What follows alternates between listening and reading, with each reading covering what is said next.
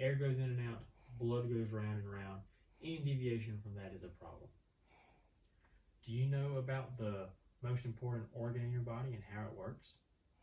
Today we're going to talk about the cardiovascular system. We're going to talk about the anatomy of the cardiovascular system. We're going to trace a drop of blood through the heart, and then we'll talk about blood and what it does. First, let's start with the anatomy. Major parts is, of course, the heart. The muscle pumps the blood to the outlying parts of the body so they can get the oxygen and nutrients that it needs to survive.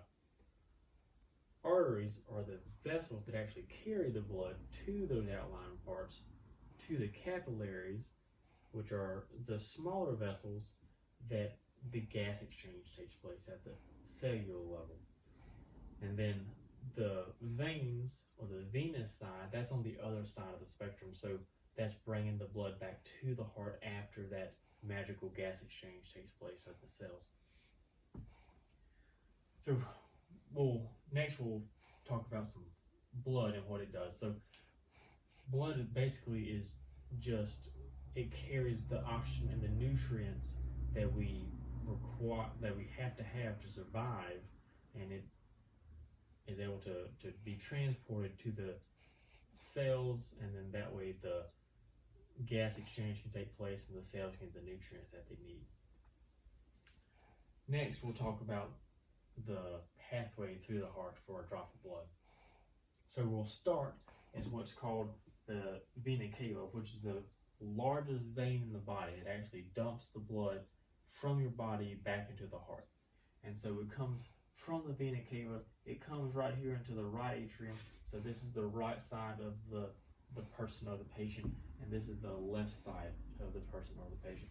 And the vena cava dumps blood into the right atrium here, flows through that valve into the right ventricle, and then the next beat pumps blood up through the pulmonary arteries to the lungs, where carbon dioxide comes out into the lungs where we can breathe out, and then the oxygen that we breathe in is exchanged there, and then it comes back from the lungs and the pulmonary veins and dumps right back into the left atrium.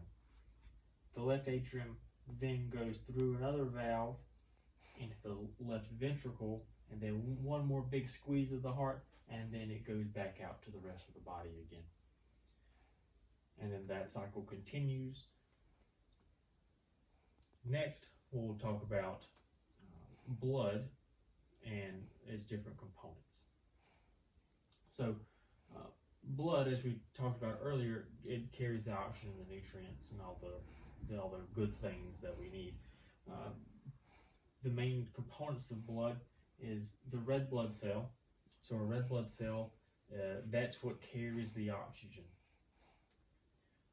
Your white blood cell, they fight infection. There are several different types of white blood cells. We won't really get into that today, but there are several different types, and they help fight the infection if our body recognizes a virus or a bacteria or something to that effect. Platelets, that's what helps us clot. So if you get a cut and you hold pressure and it develops that clot, that's platelets doing its job there.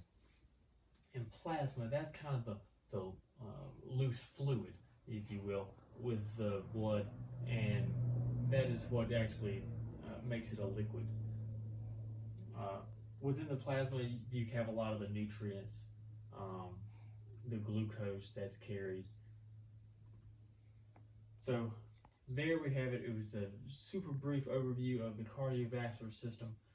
We talked about the anatomy of the cardiovascular system, tracing a drop of blood through the heart, and then talking about blood and the different components and the functions of blood. Just remember, the more we know about our body, the better off we all are. Thank you.